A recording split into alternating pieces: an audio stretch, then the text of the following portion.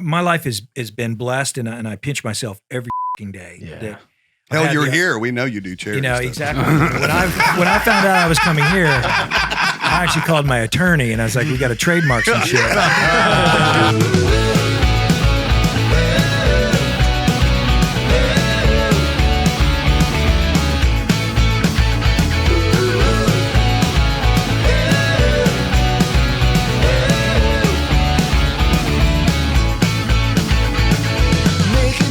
Welcome to the X5 podcast, everybody. I am David Lynham, your host today. I'm co-hosted today by Jeff Allen of the band Get Sideways, whose online presence, by the way, has evaporated since I left the band. I've not seen one show posted from y'all since I left the band. No, actually, we've just got you blocked. Oh, okay. Well, Damn. I'll We're thank starting you off later. right. Of course, Bert Wallace, former musician, now full-time bachelor. He's got a bachelor's degree in bachelorism over there, dude. I like that. All you need to know is he has 2 jet skis. That's right. That's and it. he is the man of the hour this time of the year, dude. Babe I'm Magna. telling you. I'm going to start dating him this summer. I got a firm breakup around October coming to you. He was like, you can come over. I got a 3-seater. I'm like, I'm not that fucking fat, Bert. I don't need a 3-seater jet ski. Cassio also in the co-hosting chair today, and Charlie Reese, Yeah! the pride of Hayden, Alabama. Everybody, Charlie Reese. I just got off of work at Big Lots. Few people know look like this. The this. chief export out of Hayden is his shit talking. That's the chief export out of Hayden, Alabama. That's right. He's the first string greeter at the door. That's right. Our special guest is a guy I've toured with before, a very, very, very talented singer, and one of the nicest guys in the business. I've got a funny story I'm about to get to, but y'all please welcome Kevin Martin from Candlebox, everybody. The guy that will not Welcome. retire, dude. He's just going to do it forever and ever and ever. David, it's a long goodbye. It's what they call in the business. And his Uber driver is here today, Brett Scallions, everybody. Thanks so much for Take him Welcome everywhere he back. goes, man. He pays me well. It's good to have y'all both in here today. Thank you. Sorry to interrupt y'all's pontoon boat riding around. To What come are in you here. talking about? We weren't doing that. Huh? Oh, They were jet did you? skiing. What did Yeah, you we guys put it talked on your stories? Nope. No. Look, I had this whole thing. All right. Now every guest that comes in afterwards is going to be like, I guess Charlie didn't love me. He didn't take me out on the pontoon. I know. Well, we had this whole excuse set up for why we were late. I'm just going to be honest with y'all. We were out on the water just having a good time. It was beautiful. You sons Yeah. of bitches. And We I were was just like- staring at steaks. And I was being like, and I look down, it's 11:35. And I'm like, all right, one of you guys have to have fake. I was wondering why you got all this sun on your face. Yeah. Diarrhea. So I'm like, diarrhea. yeah. So I'm working up a story. I'm like, okay, Kevin is sick in his stomach. We're running late, but he's good now.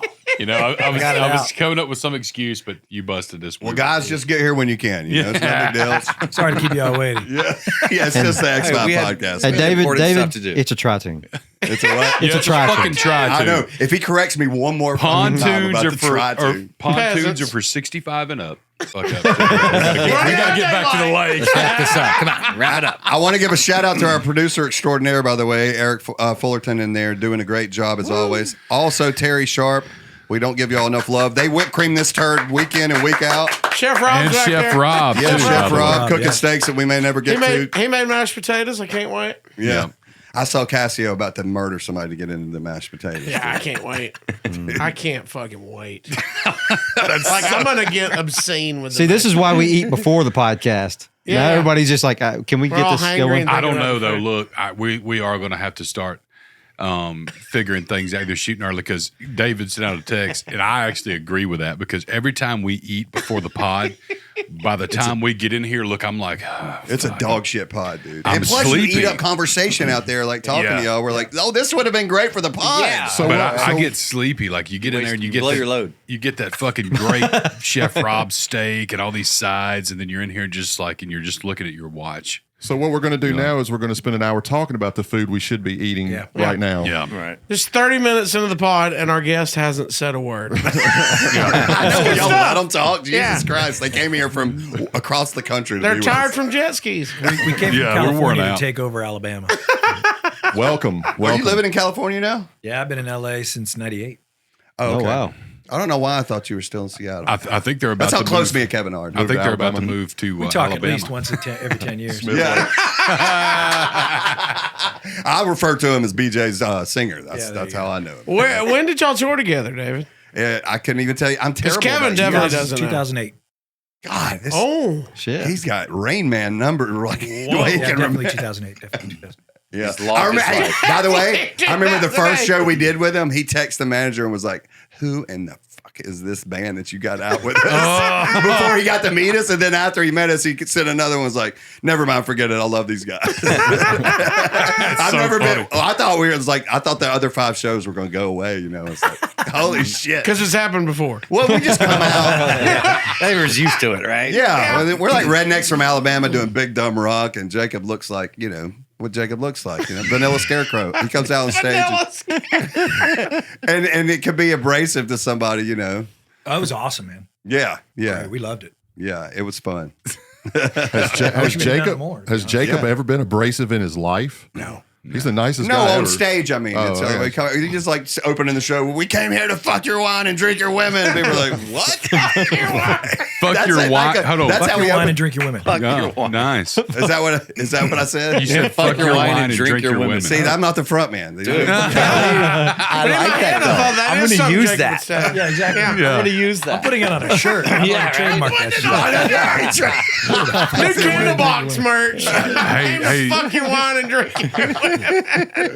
That seriously, that Lex Dexia is a bitch, man. I'm telling you, man. I didn't even pick up that I said it. So it's so funny. I was like, why are y'all saying it backwards? I was thinking that while y'all were saying it. Why are you saying it like that? Yeah, I know. I thought he said it on purpose. It sounds I like did something too. Jacob would say. It was Yeah. almost cool. Actually, you know what? That would be better than the way he said it. Yeah. In Just roll with hindsight. it. But we can't now that Kevin's fucking trademarked it. He's already got him working on My the phone's t-shirts. listening to everything we're saying. Yeah, Yeah, it'll be on my yeah, he's fucking feed in recording. about an hour. Do you like fooling with merch? Is it a nightmare? Or do y'all contract it out to somebody? I used to do all the designs. I actually love it. I love doing the designs. But not stock, keeping stock. No, is fuck suck. no. We Fuck for years we've had we've got this kid Connor that does our merch for us. He's great. He's actually out right now with Violent Femmes or somebody like that. Hell yeah, they're coming to Birmingham. I can't wait. to But see yeah, he's a that. good kid and he takes care of all of it. He actually goes to our storage in Nashville and does like count outs after the end of the tour. We'll spend a couple days there and then we'll do like a yard sale or something like that, just kind of move old stock but he keeps up on it. It's great. But yeah, I just do the designs. I don't like fucking with the numbers. That's the fun part of it. Yeah. The designs. Are you ever- actually getting in designing the stuff? Are you saying what's in your mind and getting somebody to put it down? Or are you actually in there making it? No, I do it in Photoshop and Illustrator. Hell yeah. Yeah. It's. I mean, I've been doing it for. Fuck, I started doing Candlebox designs back in probably like 2006. I started doing them, and I just because I was doing it as a side project when the band broke up. It was one of the things I did to kind of make money. I was doing a company called Outlaw that was out of downtown LA. They had me doing like old kind of Western designs, and so I just did, Google searches and finding great images that I wanted to work with, and then I figured out how to do them in Photoshop and Illustrator, and it just kind of became. I like that the Candlebox Oh, that's Metallica fucking thing. cool. Yeah. But like I do that shit just for the fun of it because it's it's easy and it keeps your brain working, and God, y'all and, got a lot of merch. yeah. Jesus Christ. I love the St. Louis Cardinals. Yeah, that's cool. Y'all really could retire, just sell merch for a living, dude. Look at all this. Oh, that shit, C-Box man. This hoodie is insane. strong. But yeah, like I take like any sports team that starts with a C. I'll, instead of Cleveland Cavaliers, it's Candlebox Cavaliers or whatever. Like that's the St. Louis Candlebox Cardinals and shit like that. Just have fun with it. And the Boston logo, Celtics instead of But Love it. yeah, it's fun. I want those shirts. Dude, Yeah, they're expensive on that fucking page. Don't buy them there. I know a guy. I know a guy. I'll send you some shit. But Let like us the come dance to the you have, next see, yard that's sale, the dude. You have dance Come on. Candlebox licorice thongs. Yeah. Yeah. we do. Oh, nice. Yeah. What flavor licorice? Is it black licorice or red licorice? And which do you want? I'll make it however you want, baby. I'm a red licorice kind of guy. All right. Well, I'll make sure it's real red. Oh, Real red. gross. So, did I read last year that you were retiring and y'all were back playing It's shows? a long again? goodbye, man. The Long Goodbye was the last record. And yes, the plan was at the end of last year's tour with Three Doors Down that I was going to retire. But But I did state in several interviews that if the record was doing well and there was opportunity that we would continue through the new year. Right. And that's what happened because we were offered some dates in Australia. So we did those. That was this past January. And then I was like, oh, I'll be done then. And then I got the phone call in December of last year from my agent that Jerry and Gavin wanted me to do this tour with them. And I've known Gavin since 93 when they first came, or 94 actually when they first came through Seattle. And I've known Jerry since like 86 from Seattle. So I've never had an opportunity to tour with Jerry. And so and I've done dates with Gavin and I love Bush, but I was like, this is a really kind of interesting run for us. There's a young kid named Tim Montana that's opening the first. Oh, he's so you know good. Tim? Y'all know Tim Montana? So good. He's great. He's opening the first 10 shows. And then Have you had his hot sauce yet? What's that? Get his hot sauce. Oh, yeah? He makes hot sauce with Billy Gibbons. No shit. Yeah, Yeah. he told me that. Yeah, it's fantastic. I've heard it's really, really good. So Yeah. he's doing the first 10 days, and then we got Bones or Bones UK or something. They're doing the last one. So I was like, this is something that I can't really pass up. Right. So this, Well, at least you get to cherry pick, you know. yeah, and I mean, and it's like, you know, when the numbers come in and they're good numbers, it's hard. You know, you can't look a gift horse in the mouth, you know, and you've got bills to pay and things to do. And I'm launching a bourbon, so I knew I was like, I'm not going to make any money for a couple years. I should probably grab this and make sure that I'm okay for a couple years because bourbon, you know, it's not an expensive process, but you got to live. Yeah, and getting in state to state, getting in. Yeah, so It is a process. I'm dude. funding it myself. You know, Yeah. so it's not easy. And, Buy tickets to the show, guys. Candlebox is funding. buy this those thing. VIP passes.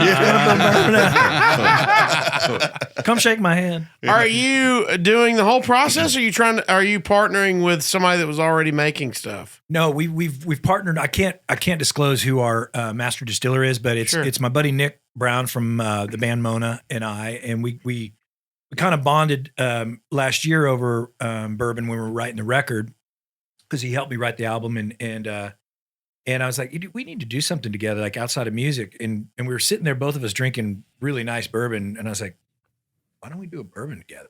And he's like, fuck yeah, I love that idea. So that's how it started. And we immediately started the process of building the company. It's called Lost Marbles Spirits Company.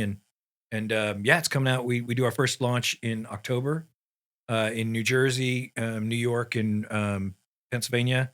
And then I think we take over Texas in November and California. And then the big launch is in January of next year. So it's going to be called Lost Marbles. Lost Marbles Spirits Company, yeah. Oh, cool. That's a cool name. Did you know anything about this before you peel back this onion and started trying to promote it? I mean, get involved with the bourbon. Did you know anything about it? I know nothing about the actual production of it. I know I love drinking it. And Of course. I know you love that. Cheers. We'll take a sip. No, Yeah. I knew nothing about it. But you know, I have friends that are in the business, and I contacted a couple of them. And I was like, "Hey, is this going to be difficult?" They're like, "It's actually not hard.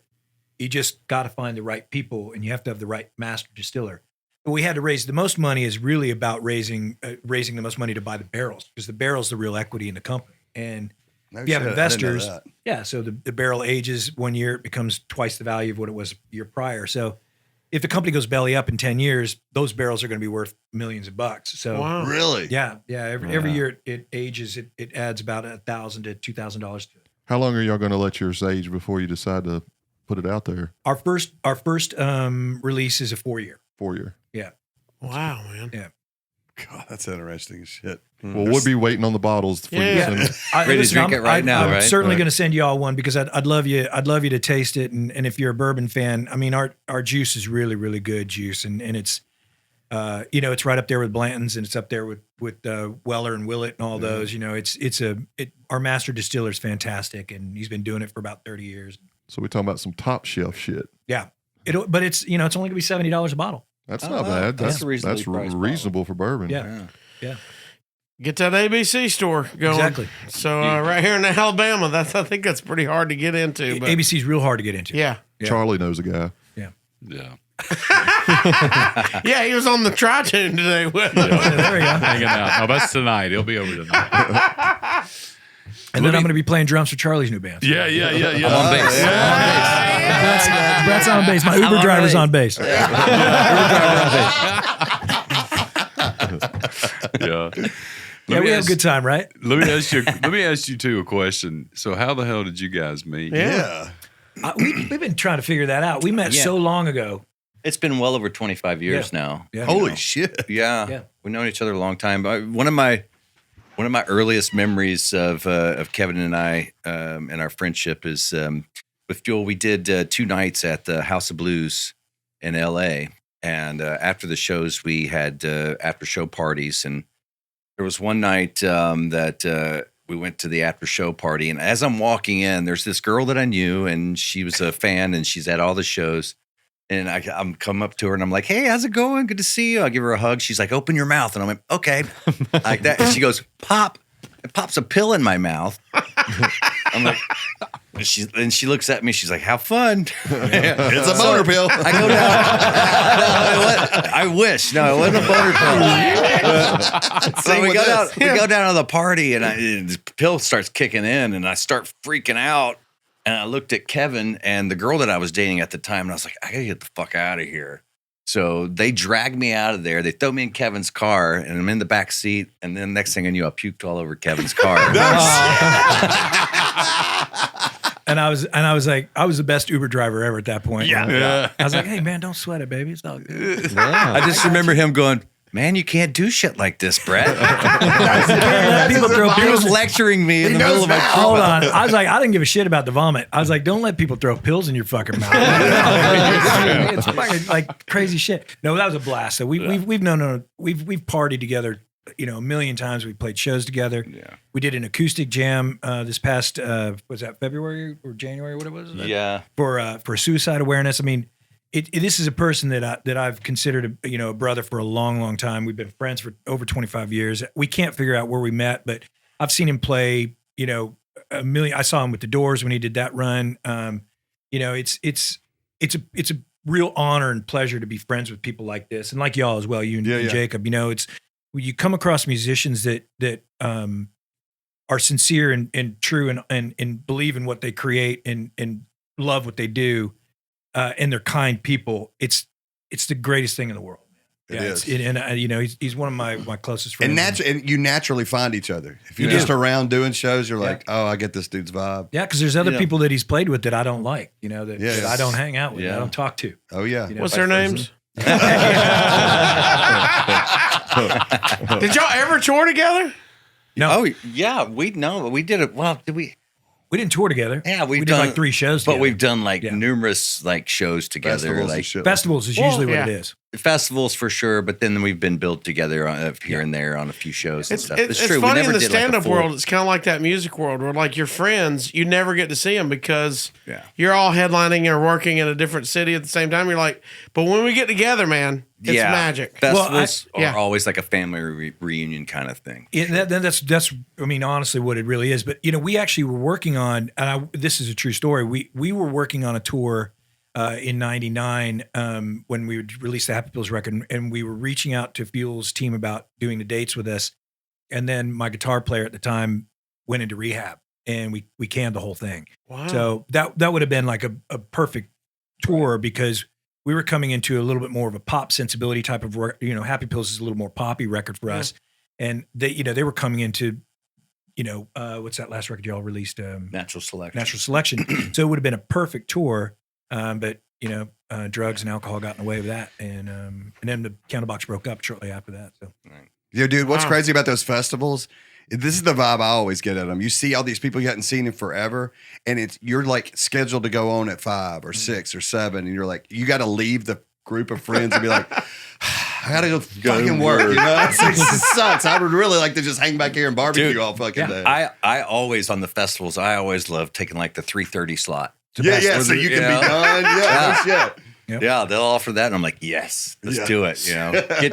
Get a good half hour, 45 minutes set out of the way, and then have the rest of the day to have fun. Oh shit, we did Hell and Heaven Fest in Mexico City based on what he's talking about, and this was this past this was last year, September of last year, I think it was, and we fly down to Mexico. No, actually, it was in December. We fly down to Mexico to play this festival, and it was supposed to be.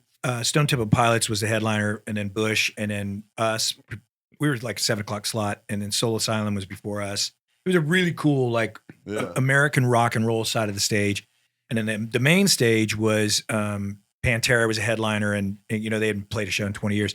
So we get down there, and my agent calls me when I land, and he goes, "Hey, listen, a little bit of a change of plans." And I'm like, "Okay, what's up?" And he's like, "So Bush and Stone Temple Pilots have pulled out of the show. You're the headliner, Whoa. and you go on at 9." I'm like, You didn't bring Pantera headliner production, did you? Like, "Pantera goes on at 9:10." Oh, You gotta compete with that. We played. you got to follow. We played to 300 of our closest fucking Mexican friends. Literally every fucking person Hell yeah, I'm went sure. over to see Pantera. And I literally on stage at one point, I go, "Shut the fuck up." I was so mad. Oh, Because there was no one at our show. And I was like, Right. "This is fucked. It was fucked." It was the most humiliating. That's horrible. That's horrible slot billing, though. It's Dude, it like, was so stupid. Pantera at 9:10. Like, Yeah. put them on at fucking midnight. Man. right, well, at least give you 45 minutes of just you, Yeah, and so- then let them go immediately. Yeah, so I'll after. take the 3:30 slot with you, Brett. Yeah, I know. Yeah, but you know what happens at that festival is there's so many photographs that go out of the crowd of 300. Right. But they don't know the picture. They don't know Right. that, like, they didn't show Yeah. Pantera right over here, panned off to the right. With, They just The look like, Candlebox played to 300 people. yeah, I know these guys, they should call it a fucking day.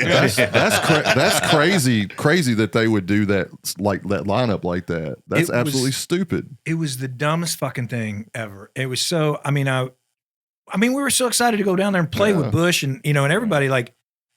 And guess what? You're going on at the same time. Pantera's like, I bet Bush and Stone Temple Pilots figured that out. that's Said, exactly "Fuck what happened. this." That's exactly what happened. My Yeah. agent said their agent called and said, "There's no way we're going on at the same time as Pantera." Yeah. So they Good pulled news, out. bad news. You're headlining.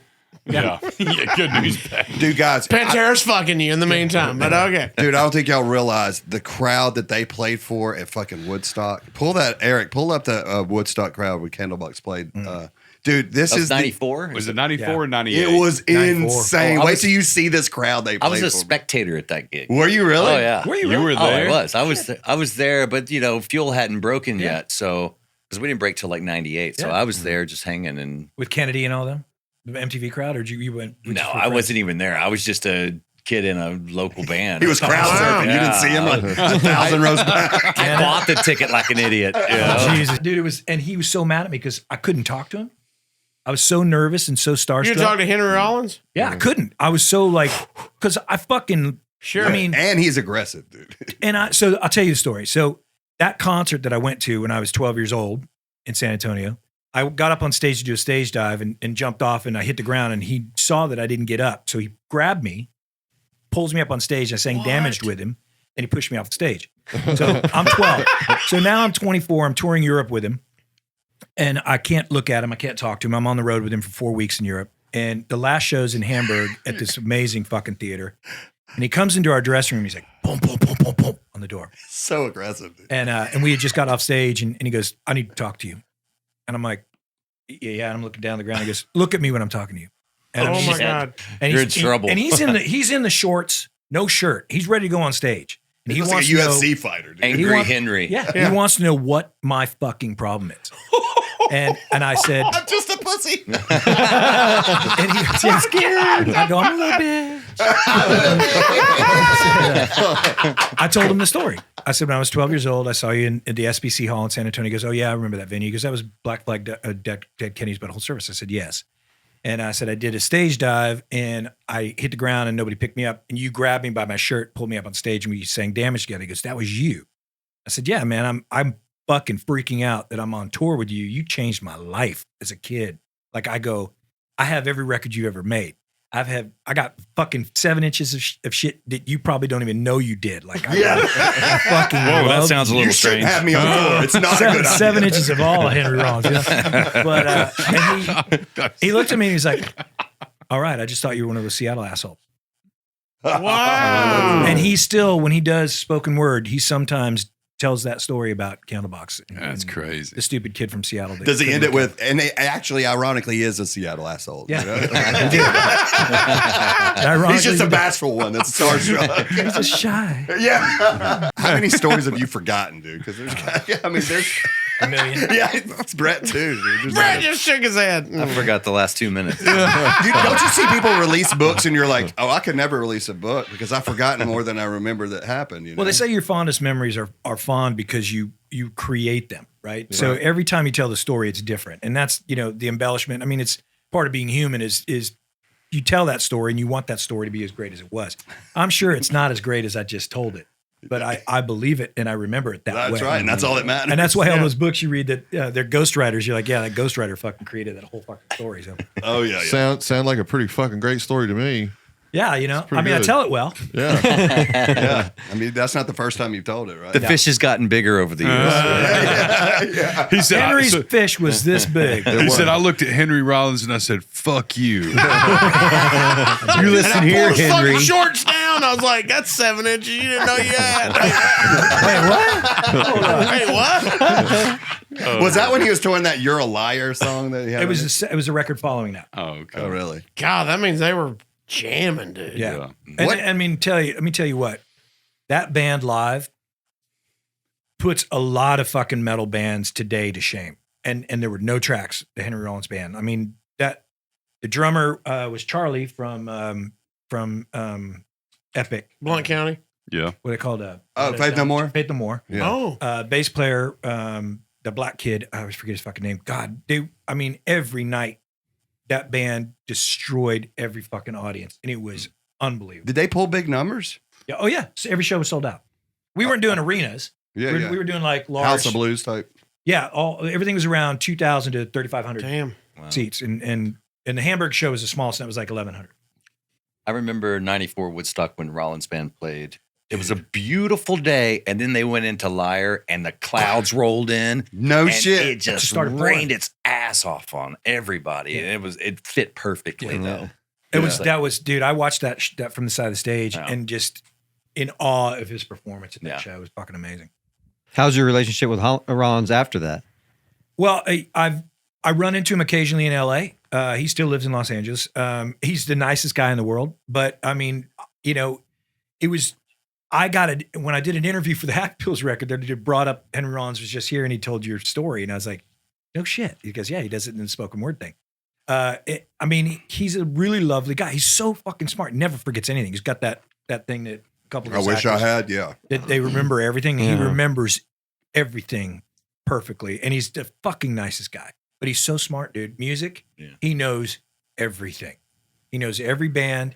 I have bought records that he's spoken about over the past 10 years on his podcast. I buy every record he speaks about because he Damn. knows so much about good music. Bob, you talk about a record collection. I bet you he's got one. Oh, dude, it's insane. Thousands and thousands and thousands of. Oh, really? Oh, yeah. His studio is huge. It's full of fucking. Where's he live? He's in LA. I don't know what. Yeah. I think he's in Silver Lake or Echo Park, maybe. Just Yeah. give his address. Just So fucking- Yeah, I may want to pop by next time in LA and see his record collection. I'm just here to see your record collection. 555. I know you got a restraining Melody order against Drive. Kevin Martin, but I just wanted to come by and see your record collection. I'm a buddy of Kevin Martin from Candlebox. Get the fuck out of here. Take your vinyl and go. Hey, Kevin sent us over to see what's going on. Kevin sent us over. You said we could borrow some records? You got a pen, Harry? Can you sign this? You have more Henry Rollins music than anything else? No, I mean, I have my record collection's pretty, we talked about this last night, Charlie and I, we're very similar in the sense that our musical taste is so vast. I mean, if you go through my iTunes right now, you'd fucking laugh your ass off because half the shit you've probably never heard of. And it's all because there's so many great podcasts out there, like what you guys are doing. There's so many great opportunities to find great music out there. And like, here we go. There's Tim Montana is right there at the top. Great. But EP. Aztec Milk Temple, you never heard of them. They're from fucking Houston. They're amazing. Joey P's a new artist. Winter Sleep's great. DMA's are Australian. JJ Wild, y'all know JJ. She's a Nashville girl. Y'all know JJ Wild? I don't know. Oh, she's great. Mono Whales, the new replacements, the Tim Let It Bleed. Have you heard about that one? No. All remixed and shit. It's pretty great. Dear Rouge, the Royal Foundry, Chelsea King. She's another Nashville artist. Lainey Wilson, who I Great. fucking love. God, she's Yes. great. She Great. talks So so nice. damn country, dude. Hey, She's Ponderosa. so nice. Ponderosa, they're from around here, aren't they? They're from Louisiana. Yeah, Louisiana. Oh, shit, Oh, I you're talking thought- about the band Ponderosa? Ponderosa, yeah. I thought they were from Huntsville. They may be. Are they? The Darcys, Charlotte Lawrence, the new Paramore record's great. The new Kings of Leon sucks. Sorry, my bad. Whoops. Come on here and spill tea. And maybe you should DJ on the boat later. I mean, it sounds like he's one of those guys that don't let anybody else. Hey, look, Either that or y'all hang yourselves when I'm fucking done playing this music. Look on the boat this morning. We had Casey was a sweetheart. She got up, cooked us a good breakfast, and God bless. And then we went out on the boat, and just cruised, and it was everything from Alabama. We was playing jamming a little Alabama, and to some great yacht rock to Pop That Pussy by Two Live Crew. Once you get out there going on the lake, you gotta have Two Live Crew. To pop that That's pussy, when Brett got the alt. The two go hand in hand. Yeah, you can't go out there with a tri-tune talking playing fucking Run DMC shit. You gotta Two go. on Brett's hand, you gotta pop that pussy. Or Woodstock. I got it. She's close, man. The throwback. Nice callback. Play far behind. At first, like that's not funny at all. Now he's like, "Man, fucking Woodstock." This is a good Jesus podcast, y'all. Christ. Dude, it's just a hang, dude. We try not to ask all the stupid fucking questions. All right, so You speaking keep of asking stupid fucking questions, so just after COVID, What's when your I had favorite city? yeah, when I, That's my question. you asshole. did that one time. I did it Right after twice. COVID, when I had my own podcast, before I teamed up with my buddies here, Cassius Cut, I got to talk to Kevin. It was literally when COVID was just coming back. You're about to release Wolves, and we talked. So I wanted to bring up one of those questions I brought. I want to see if you answer it the same, because that's the beauty of music. You can be like, "This is my favorite album ever," and 3 weeks later, you're like, "Well, this is kind of my favorite album ever." You know what I mean? Like, just shit talks to you. So I ask you 3 Deserted Island albums you could take. Now, these aren't your favorite albums. You're just stranded on a deserted island. So I want to ask you again and see if you answer the same 3 albums. Led Zeppelin 4. Oh, okay. No, you switched. Which Led Zeppelin? You said pick? physical Physical graffiti. graffiti. Yeah, that's yeah. Oh, so you're going to 4? Okay. It's very COVID. Well, I think going to Led 4? Zeppelin 4 because of fucking Stairway to Heaven, but Okay. So yeah, Physical Graffiti or Led Zeppelin 4, Lana Del Rey, Ultraviolet, and God, the other. I mean, it's changed. I'd say probably anything by the War on Drugs right now because it's just I'm loving. So you did 3 classic rock last time I asked you. Did I really? My Zeppelin would be Houses of the Holy. It's a great one. You know, Why is that your favorite, Brett? just the way it starts, man. The Yeah. song remains the same, and Come on. Beautiful. you know, Yeah. there's Just so that- much energy on What a it. great way to start a song. Bling. Yeah, Wait, we're gonna what? We're Okay. starting, dude. This is starting. This is This the album's- fucking. That's how you start a record. yeah, Bling. yeah. Fucking awesome. You had Tattoo You in there. Oh yes, because I just bought the 20th anniversary or the 50th anniversary box set of that, which is fucking amazing. That's why, yeah. Which is everybody that doesn't know that is an album completely of outtakes from 4 Yeah. other records. They didn't do a single recording for that record. They did Just not go to the studio to make unfinished that album. songs, demos, the whole Yeah, deal. Goat's Head Soup, girls, Yeah. some girls, let it be, let it bleed. Let it bleed. Bleed and forget the other record they pulled from the one that's got Monkey Man on it. I'm a monkey. That album. Yeah, but it's a collection of fucking outtakes, and it's the best Stones fucking record ever made. Can you, dude? People don't realize that. People don't realize that Mick Jagger is as old as President Biden almost, and he's like dancing around on stage. Dude, like he that, looks dude. better than we do. Oh, I know.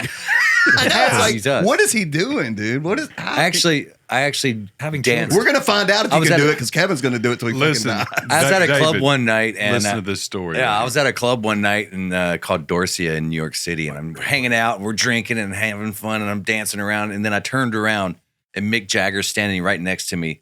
So we both looked at each other, and we started laughing and smiling, and then we started dancing together and everything. Really? So I'm sitting there going, I'm fucking dancing with Mick Jagger. Holy shit. Camera anywhere. Get this all down. Somebody take a picture of this. Dude, I got a story almost as cool because he's not as cool. But there's in LA at the Standard Hotel before COVID, every Saturday night, once a month, they had this place called Giorgio's. It's a discotheque that they would do at the Standard. Did you ever go to Giorgio's? No. It's awesome. So you had to go through the kitchen at the Standard Hotel to get to it. So we used to go there, and a friend of ours was the DJ, and we had gone to dinner up the street at the Tower Hotel. Walked down to the Standard, and we go in, and it's going off. The music's amazing. I think I walked in and Off the Wall was on by Michael Jackson. It was places packed, cute girls, young kids, disco, and it's only 70s and 80s disco.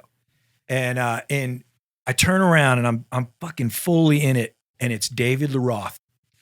Big smile on his face. Wow. He's got his tight pants on. He's looking at me. He's like, he's doing his thing. Nice. It's fucking David Lee Roth. Yeah. What the fuck? Yeah. And he was surrounded by the most beautiful women. They know who he was? Yeah. They were all he was there with them. Oh, was he? Like He brought them. He brought them with him. His entourage. It was fucking awesome. He paid those women to be there with him. But David, and he's always got that smile on his face because he's fucking psycho. Yeah. Right. But yeah, you watch him in a podcast, you're like, what is going on, dude? But it transfers to the stage. That's going to be the short, is Brett doing Brett. yeah. You know David Lee Roth is an EMT also? Yeah. He was in New York Oh, yeah, I've City heard him talk EMT. about it. Yeah. Could you imagine that though? You have like a heart attack, you're on the ground Come there. to. And the next thing you know, it's like, we got you, man. Sounds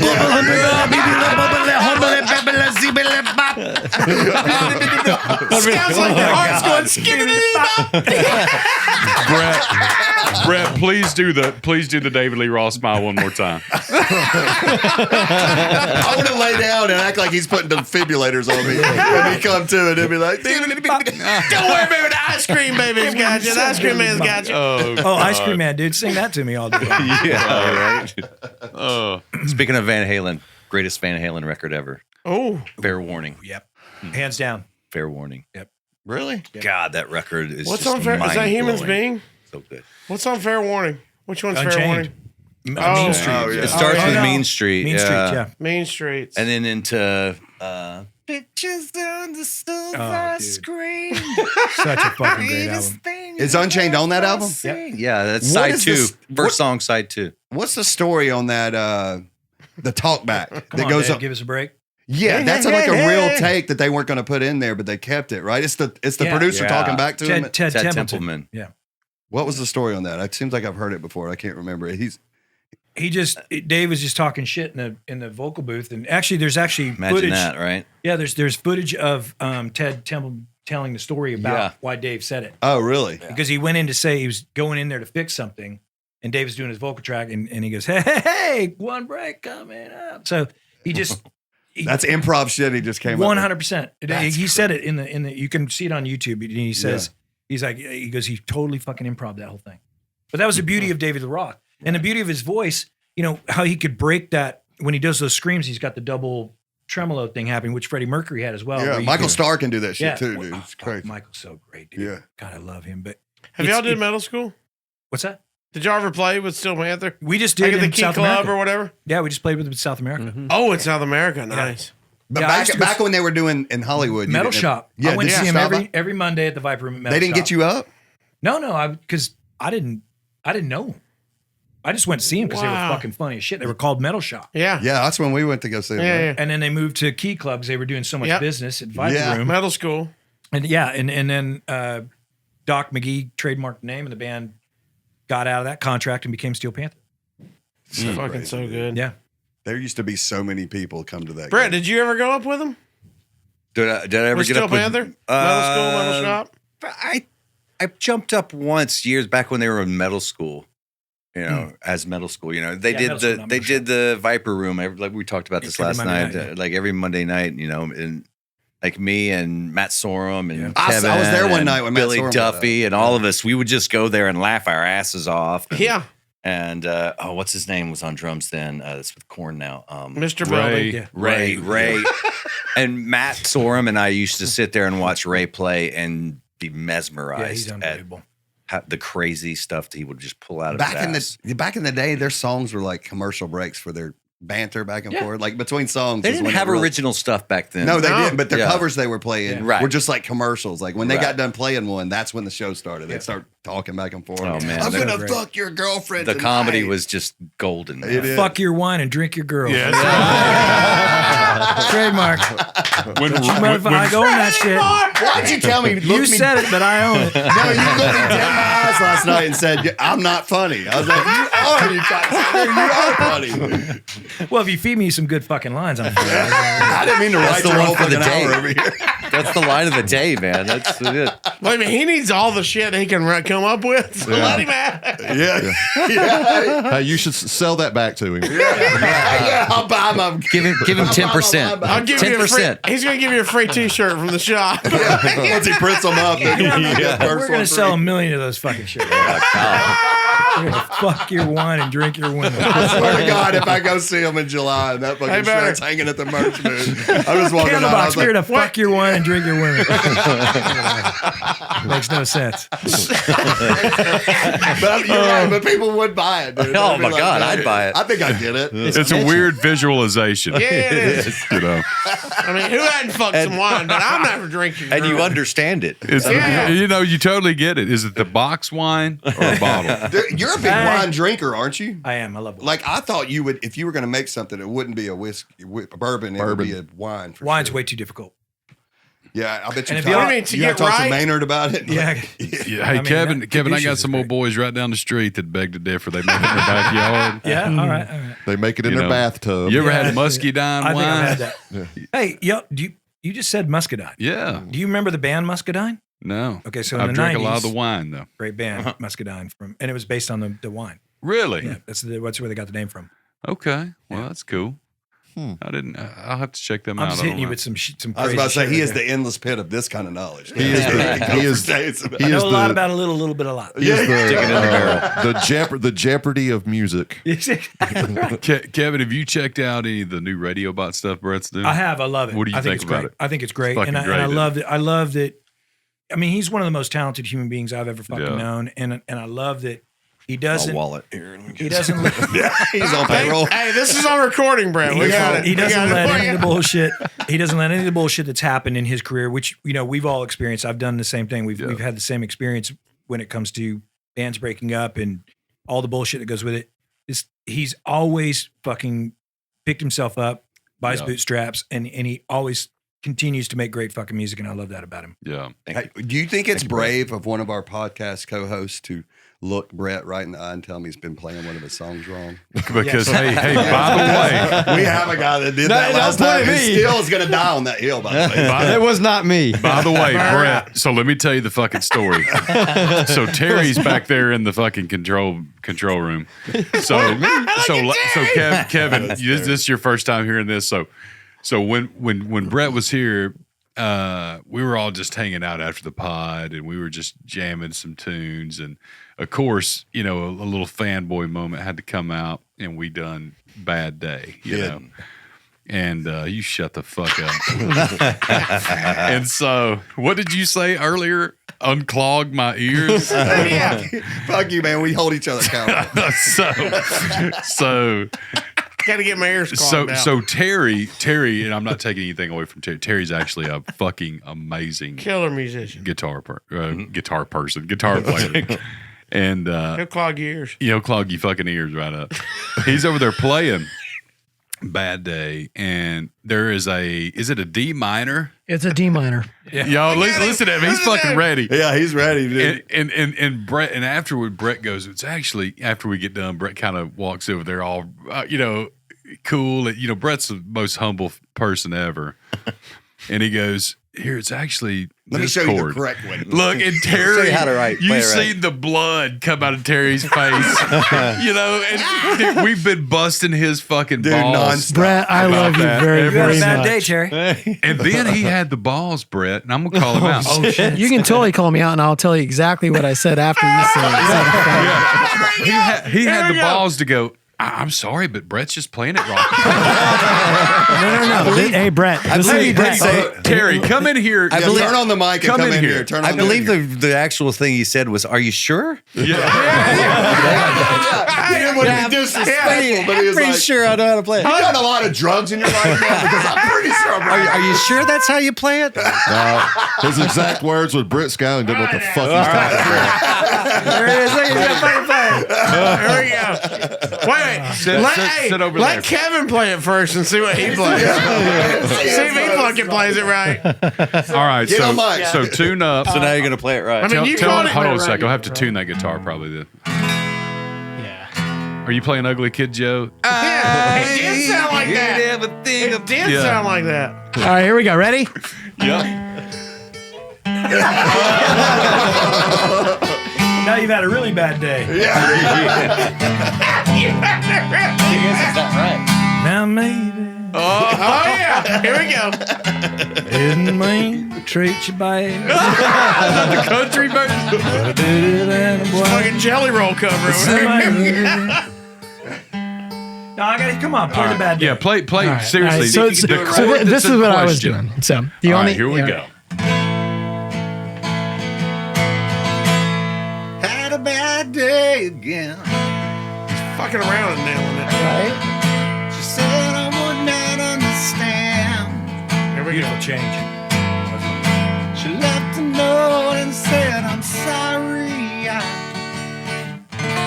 had a bad day. Is that the- That's not right. That's the chord. Is that right or no? That's No, but it's close. what is that was my. It was this note was my argument. Well, you got to set yourself up for the next thing. Is it? Yeah, and then you pull that finger. Off. There you go. Yeah. That's the Led Zeppelin. That's the Going to California Okay, let's try it change. again. Now, Look at him. He's She said I would not understand. He's gonna die on this hill, bro. She left a note and said, I'm sorry. I with Terry had playing a the bad wrong day chord again. See, I'm just not that good. we're man. having That's the a whole thing. guitar lesson for Hey, that's Terry okay. here. Hey, Terry, listen. Right. Just take a breath and admit. Hey, look, admit you were wrong to everybody. I was wrong. Terry. So I think we you're right. we brought up the possibility that two different guitars are playing. Yeah. One's playing one and one's playing the other. Is that a possibility? That is a possibility. Is the sheet? Is the sheet? He's right here. Is the sure he wrote sheet it. music wrong? There's one part. Sheet music. hey. A lot of times, the sheet music that you do buy or you do the guitar. Look up. Did you see online? Yeah, we That's don't the write minor that right shit. there. So it's this guy right here. We don't write that shit. When you get to He that wrote part, it. Let's hear it. when you get to that part, you just do this. Hey, ultimateguitarchords.com's wrong sometimes. They just- He said we don't write that shit. Oh, okay. Oh, Okay, you got it. You got it. He got it. Yeah. Then he said that Terry's wrong. He can't play my fucking song. Tune it up, but it's tuned wrong. So here's the big question: do you anybody need a gonna watch band this member for your podcast? new thing on October?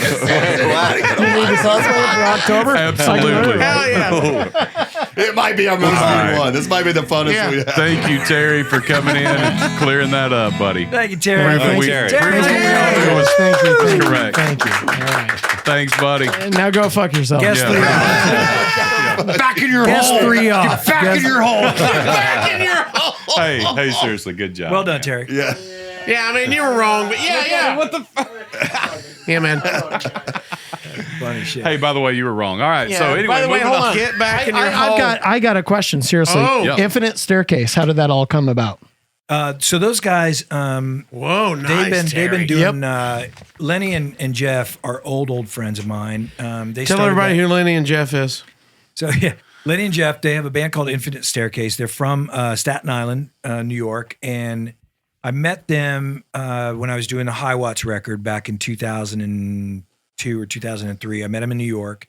I had gone out and done a tour, and it was my, when Candlebox broke up and I was in a legal battle with Maverick Records and Warner Brothers, I couldn't do anything in Candlebox, so I started this band called the High Watts. And I met them in New York, just two young brothers that had nothing better to do, it's kind of like the General Lee story. What's that song called? Good old boys. Them good old boys. And I met them, and they had this band, Infinite Staircase, and we became friends. And as time progressed and years went on, they were doing some writing with Morgan Rose from Seven Dust and JD. drummer. Yeah, Hell yeah, yeah. and such a funny fucking guy. Yeah, he is. And JD from Black Label Society was on bass. And when after Hurricane Sandy happened, they asked me if I would do a song with them and Zach Wild to raise money for Hurricane Sandy victims. Of course, Long Island and Staten Island, everything was wiped out. was like, absolutely, I would fucking love to. So I flew to New Jersey and did this song called The Pride with them. After we did that song, we realized that there was great chemistry with myself, Morgan, and Lenny. Not so much Zach, because he wasn't even in the studio when we did the track. He actually did the solo from his home. So we created this band called Les Projets. And we did like 5 or 6 songs that you can find on Apple Music. But just that song Pride was really, if there's anything I'm ever really super proud of is that song, because It's a great song, dude. I remember when that came out, because I'm obviously an Ozzy fan, where everybody knows, and guitar nerd, and I heard that, and of course Morgan Rose, huge 7's fan, since like in the 90s, back in Atlanta, and I was like, holy fuck. And when I heard that, I was like, how did this happen? So you answered the question. Yeah, I don't know how much money we raised. I don't even know if, what it sold, but it was such a beautiful project. And, I do a lot of charity stuff, and my life has been blessed, and I pinch myself every fucking day. Yeah. Hell, you're here. We know you do charity stuff. Exactly. when I found out I was coming here, I actually called my attorney, and I was like, we got to trademark some shit. He's been texting him. Yeah. Whatever my time is, 401c3. But yeah, I love giving back to a community of people that have given me such great opportunities. And you know what else he loves? Is starting side bands. Kevin Martin will start a side band. If he meets the right people at a truck stop, he'll start a fucking side band. I'm not scared. Another great side band that you started was The Gracious Few. Yes, I went to see that with the guys from Live. Yeah. I thought when I heard that record, I was blown away. Really impressed. Thank you, Great man. stuff. When I was approached about doing that, because I'd known Chad and I'd known all those guys since their first record, and when Ed left, they were kind of a similar situation that I was with Pete, where we just could not meet at the middle and find a way to make music anymore. And they were there with Ed, and they said, we want to do this project with you. And I said, I got to bring my buddy Sean with me, Memphis, Tennessee, as a guitar player. He's awesome, dude. Yeah, he is. And just I needed a little bit of security in that. And when we started writing that record, man, those guys, I'll tell you what, that's the first time I'd ever collaborated lyrically with anybody. Yeah. Because they had so much shit they wanted to fucking say about what had happened to them. Really? And it wasn't so much about Ed, it was just about the band. Who was saying the most? Was it Taylor or Gracie? No, it was actually Patrick. Pat? Surprisingly, because Pat's the quiet guy. Yeah. But he, as the Such bass, a phenomenal bass player, too. dude. Ridiculous. I'm always bass player. he always blew me away in some of the things he did in those live songs. And dude, when we were writing the record, Yeah. I'd look over and go, "What the fuck are you playing? Yeah. I love you." It was so much John Paul Jones movement in there, and it just brilliant. And I love that album. And we get people all the time, when's Gracious Few going to make another record? Never. But it was a labor of love. We went out on tour. We played for Door. We got no guarantees. We rented a tour bus. That. That's we crazy. rented a tour bus, and we stayed at KOAs. Yeah. Oh, wow. So the bus parked at every campground that we could. And I love doing that on tour. It's amazing. Yeah, dude. Love it. And great. we literally made, some nights we made $2,500. Some nights we made 5,000. Some nights we made 300. Let me ask you a question real quick, actually. I'm just sitting here watching this unfold. Obviously, you two have been friends a long time. Sure. Got a lot of the same interests. We're your good- backup good band now, people. so it's all good. Yes. We're the rhythm So, section. Let me ask you this. How close do you guys live together? Within an hour? Yeah. Yeah, I'm On a good day. I was going to say, It's LA. LA Yeah. traffic. I'm right? gonna tell you something. Just watching you guys interact and talk about music, different things. You guys need to start a podcast together. Yep. Yeah, we absolutely. had a lot of dude. fun with that. Yeah. It I'm would in. be cool. Yeah. I'm in. That would be fucking awesome. Yeah. 'Cause we've We'll got have you guys on our podcast. Yeah. We'll show you how to play on You we got a YouTube. fucking we don't pay tri-tune? nearly as well. We don't pay You nearly don't have as a well. tri-tune, we're in. But yeah, we should. I mean, because we've Yeah. known one another so fucking long. We have so many friends in common, and it's. Thank you for bringing Yeah, that up that because would it's an be obvious for us. Yeah. amazing. Killer. We'll come out there and teach you how to play your songs. Please do. Yeah. We'll send Terry out there. Oh, fuck off. No respect. I know, man. But Hey, hey, real- Brett, thank you for taking me to dinner. Oh, It was awesome. That was a delicious Alabama Mexican Yeah, it food. was, man. So, Alabama Mexican yeah. I got to tell you guys a funny story. So, we all, you know how we all bust each other's fucking balls together as friends. Like, we totally fuck with each other all the time. Terry, I called Terry, and this is before I had even met Brett, right? Okay. Terry had picked him up, and they were whatever, and I was trying to be a good host because I wanted to let Brett know, hey, look, it's instead of going over and staying at the guest house by yourself, you're welcome to come to the lake house or whatever, and Terry was saying something. I was like, Terry, you shut your redheaded mouth. No. This is what you said. You said, shut your fat lip fucking redheaded mouth. Is that what I said? Yeah. And then I was like, what the fuck? I'm like, dude. And we were like, I'm in the car. I'm like, Brett's going, what the fuck have I got myself into? and I was just like, really? I'm like, Don't talk to me that way. It hurts my feelings. no, it's like, I'm one of the most chillest fucking dudes. How do you and even come up with that? Man, it's just a You're talent. fat. It's Yeah, so Kevin, I have some red hair. Oh, hey, My don't let lips this aren't guy- fat, don't let You this ain't got guy a fat fool you. redheaded mouth, man. Don't let this little fucking guy fool you right here, though. Obviously. He's got a lot of tricks up his sleeve too. Sounds like- It's so funny. But Brett, I could tell Brett's going, what in the fuck am I? like, holy shit. And then What he a rubbed dick. you into it, Kevin. Talk about cracking a Fucking whip, sucked man. you right in, bro. Hey, real quick, let's go. This is part of the show. X5 Podcast Advice Line 4124 Advice. Kevin and Brett, what we're going to do, we're going to play a phone call. Fans call in and ask us advice and questions. Mm-hmm. So we're going to go to the phones right now. We've and- never heard them. We have no idea what Yeah. they are. They're usually absurd, obscene, Sexual. and make no sense. Yeah. These are coming from jail, guys. These questions are much. coming from the A jail. lot of They're them one are full- in- Yeah, could someone send me a file? We're very popular. Eric, how many calls do we have today? Just one. We just got 2 today, and Oh, two. they're not terrible. All right. Well, that's good. Hey, That's that's a great. plus, yeah. Well, let's go to the first call. What's up, X5? J Dubs, local comic from the Montgomery and Birmingham areas. Had a question for the musical guest today. When you guys are doing your own music, do you find it difficult to hear yourselves singing on microphone, and how do you overcome that? I find it being very odd when having to listen to myself in recordings, trying to gain understanding of inflection and everything else, but it's still foreign to hear my own voice played back to me. What do you guys do to overcome that? And are there any tools of the trade or little tips you could give somebody to overcome that? A little bit of embarrassment, I might say. I'd love to hear your thoughts. Thank you guys so much. Great question. That is a great question. Yeah. Yeah. You're all I'll both let you different. go Do you like? You want me to go? Yeah, because I got an answer for that.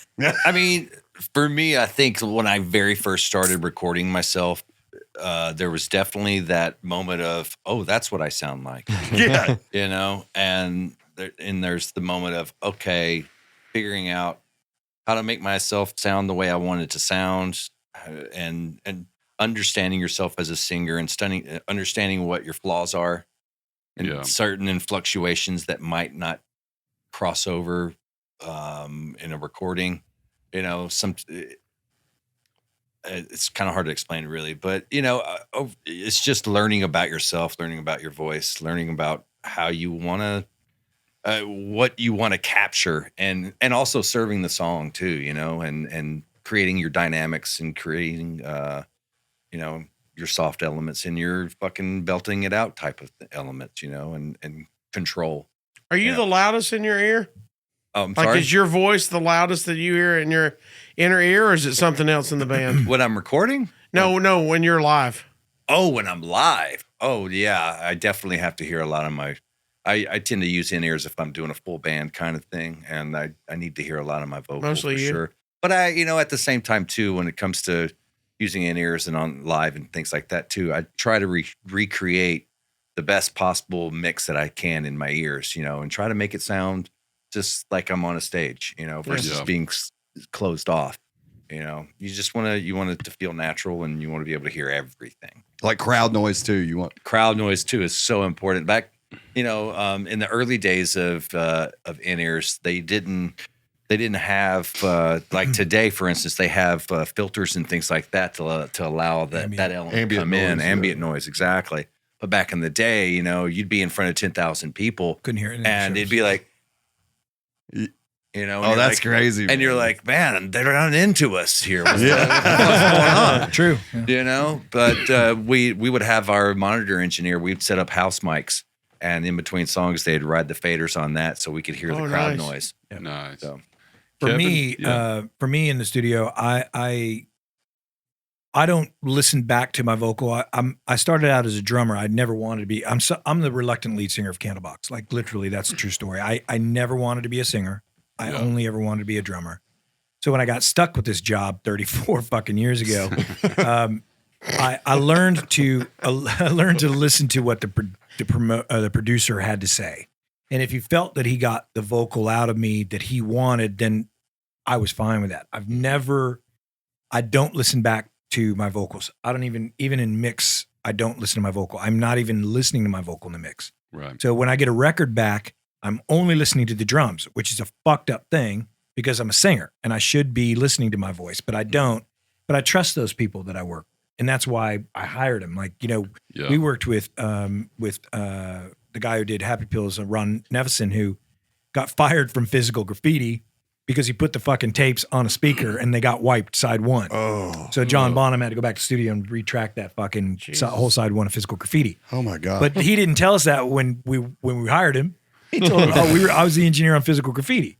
Years later, I heard the fucking story. But I was like, oh, that's great. And that's why our record sucks. But so I've always trusted those kinds of producers. And that's why Far Behind sounds the way it does. Kelly Gray knew what he was doing. I didn't as a singer. So to answer that kid's question or that young man's question is, if you are comfortable with what you're singing and you believe in what you're singing, that's all that matters. Right. And at the end of the day, we've all got records where people are pitchy. Notes are wrong. They're sharp, they're flat, whatever.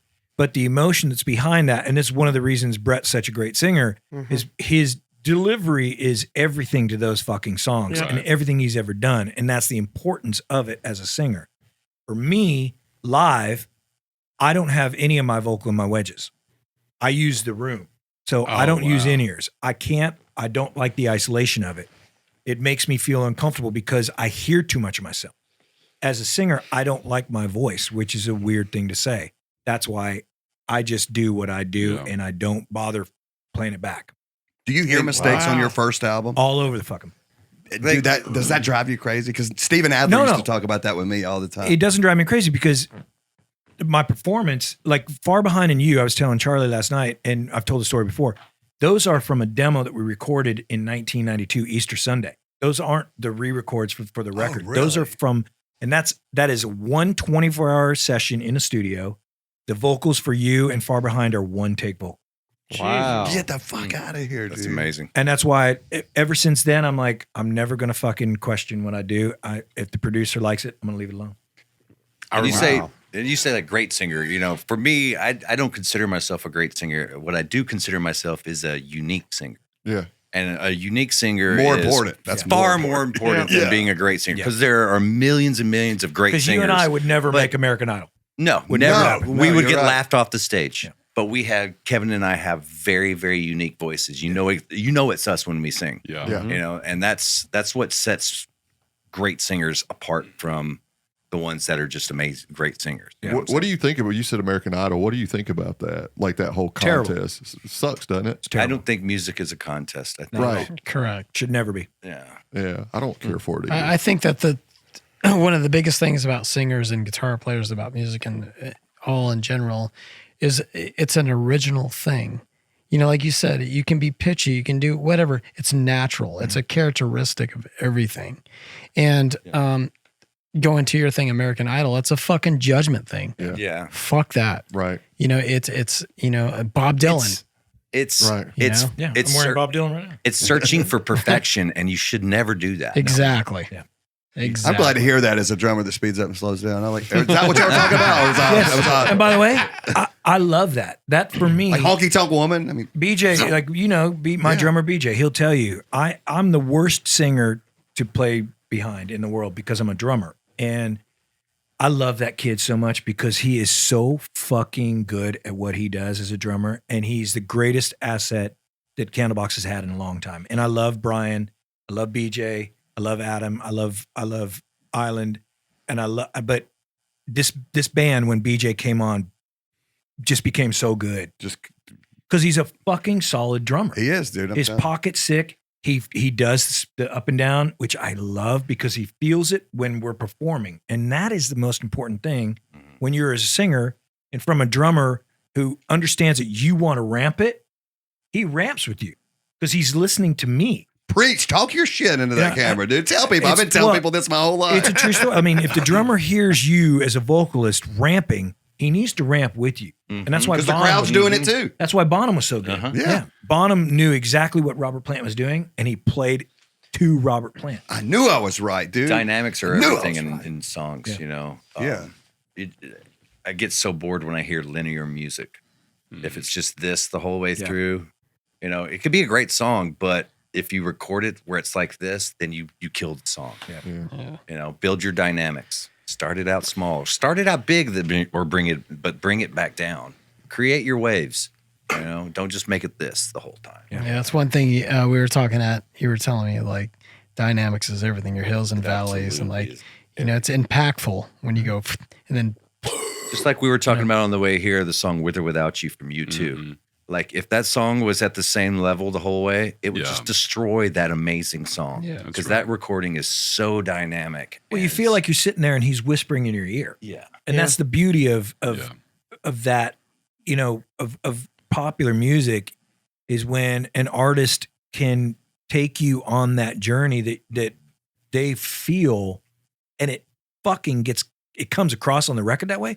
You're like, Jesus Christ, like Charlie, the stuff you've been playing is so fucking good, man. I cannot wait to be your drummer.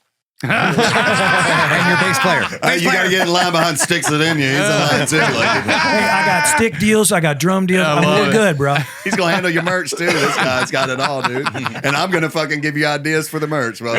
He'll claim them all. All right, let's go to that last Fuck your phone wine call. and drink your women. Yeah. Let's go to the last phone call real quick. Then we got a late calling our name. that's true. What's up, guys? Shout out to the X5 guys. Love the show. Special guest today.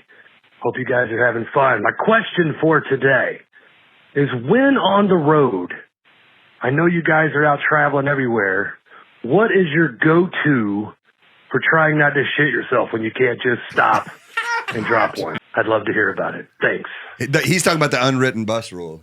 Oh, no shitting on the bus. You should bag it, right? I mean, hot bag it. Hot bag. Hot bag. I never had the hot bag it, luckily, out of all the years of being on the road. I never had the hot bag it. I can't even count how many What's times. hot bag? Shitting in a bag? Yeah, you lay it over the toilet and You then don't carry shit in it the out through the toilets. bus. And Well, I then know you you throw it didn't out the shit in the window. toilets, but You can, throw it out the window, you savage fuck. by the way, you can actually shit on a bus. The bus driver doesn't like to clean it. That's why they don't do it. Exactly. Is that really it? Yeah. Yep. Well, they'll It stinks, They'll too, fine you I like think, though. $500 or something. Ozzy you know? shits on the bus. Well, of He course. probably owns the bus. Yeah, that too. If he's smart, he don't. Yeah. Owning the buses. Brett, I didn't know you It'd played with the ruin Dave Matthews Band. That's super cool. Oh, y'all heard about Throwing that? it out the window. I think that was piss. They dumped it. Was They dumped it? the Yeah, piss. they- They dumped the piss water. Chicago. The black Yeah. water. Oh my God. Could you imagine being on a boat ride? And, In Chicago, beautiful. is it raining? What's that smell? Yeah. Why do I smell asparagus? That was my job in Lynham to empty the fuck piss on the side of the internet. Oh, I mean, no, never mind. We never did You that. said I on just the say side that of out the loud. road? Oh my God. No, dude. we did not. I was just making it up for the podcast. You did it in the parking lot and Accidentally at Live Bait and Gulf Shore. Yes. I'll tell you a funny story. We had a bus driver when the High Watts were doing our run, and we went to play the show in I think it was like Binghamton, New York or something. And the promoter decided he wasn't going to pay us, and you know, because we weren't with an agency, we were independent, and so I went inside. I was like, guarantees fucking 10 grand. Give me the fucking 10 grand. I'm not paying you. And it was a sold out show because we played Candlebox. You had already played it? We'd already played the show. Oh, and fuck. so we're trying to settle up. So my bus driver, he's dead now, but at the time he was a mean son of a bitch, but he went into the venue and he says to the owner, he said, look, if you don't pay the band, I'm going to dump every fucking ounce of gray and black tank that I have in my bus. And he goes, there's 12 people in them. He goes, I haven't done it. Rest in peace, my guy. That's a great fucking And move. it was in January, which means it's going to ice over. Yeah. And then in the springtime when it comes around, he still came be out. there. He came out with a check for $10,000. Nice. Hell yeah. That's the best I ain't got paid fucking story I've ever heard. And I, seriously. at the end of that tour, I gave him $5,000. You Good should for have. you. That's That's I awesome. said, dude, you fucking saved our asses. Like he threatened them that he was going to dump the tank. And that ain't his fucking job. No. But he knew that if we didn't get paid, Yeah, he might not get he paid. might It get trickles down, That's man. so Yeah. smart the way he handled that because we're redneck over here. Well, I would have started unbolting TVs. Yeah, but I'd have put him in the, it's going Jeff in the would have trailer. just punched motherfuckers. He'd been missing a tooth. Yeah. You know, Yeah. it'd been all kinds of stuff. Broken windows. Yeah. It was fucked up. But I mean, that's, musicians, you get fucked left and right, man. Like it Yeah. is. You got to get on birth control if you're going to be in the Yeah. music business. It dude. is a fucking awful business to be in. Yeah. Why are y'all laughing? True. You don't want to get pregnant. Never. Yeah, You don't want to get. Yeah. It's 2024. I Just might never get heard. pregnant. I didn't know. All right, so before we let you out of here, the Long Goodbye Tour officially right now listed. Your final show is South Star here in Huntsville, Alabama, right up the road. 28th. Is that officially the last show? That's or the last show. Yeah. We'll I all told be him- never I told- again? Well, listen, There you go. There we go. I will tell you why. I don't love being the lead singer of Candlebox anymore. And I don't love being a traveling touring musician.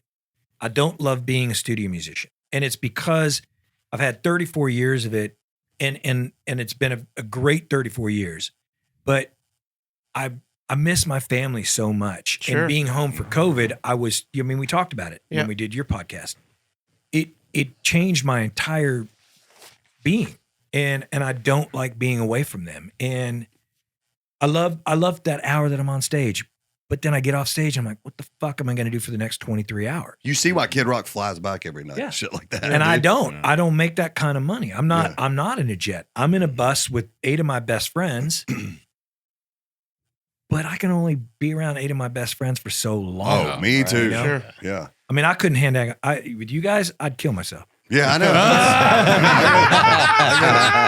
You're going to love being on tour with Charlie. No shitting on the bus, Charlie's gonna have Charlie. his own bus. Well, Charlie, you can shit on my bus. Okay, anytime. man. I appreciate that. Oh my It's god. a fucking try-to. It's a triple decker bus. Okay. Well, guys, that's been our episode today. Man, Thank great y'all for stuff, coming in. dude. Yeah. Great stuff. Yeah. That's one of the best Kevin. episodes we've had in a long time, man. This was Fantastic. a blast. So. Plug your upcoming drink one more time. Yes. Before Oh we yeah, go. Lost Marbles Spirits Company bourbon comes out in October. And Riptide Society Foundation is November Absolutely. 8th in Austin, November 9th in Dallas. Brett Scallion, lead singer, original singer for Fuel, will be there. Ed Rollin from Collective Soul will be at both of them. Oh, that's great, dude. yeah. And Love it. Candlebox will play. Brian and Island and myself will be playing acoustic sets, and we just raise money for at-risk youth and young adults in the foster care that's system. amazing. Is Memphis teching for y'all still? No, he doesn't do it anymore. He's got his own gig. He's got a kid now, and yeah, he's a serious young man. That's right. Well, Well, we can't wait to see the final Candlebox show right here in We Huntsville, will be there, Alabama, and it's dude. right here in our neck Yeah. of the We're gonna have woods. fun. I'm bringing all crazy, dude. assholes up. I'm, We're I gonna all may sing have to a song road trip together. it in. Dude, yeah. Yeah, absolutely. That'd be awesome. We'll do one of Charlie's songs. Yeah. As Brett says, as long as you play far behind, he's good. Brett's gonna be busy. I'm going to relive that 94 Woodstock. Yeah, that's right, baby. Come on, Abby. Come on, baby. Guys, Oh, man. baby, come on for old times. You know, funny story, she was actually there too, but we didn't know each other. We may have walked right by each other. I think she may have been in the back of my dressing room. Yo, baby. that's it Follow for Kevin us. Martin I'm gonna- on Instagram. I'm going to show her this podcast. Kevin Martin, Brett Scallions, thank you guys Man, so thank much. you, guys. It's been a fucking blast. Guys, please like, subscribe, comment.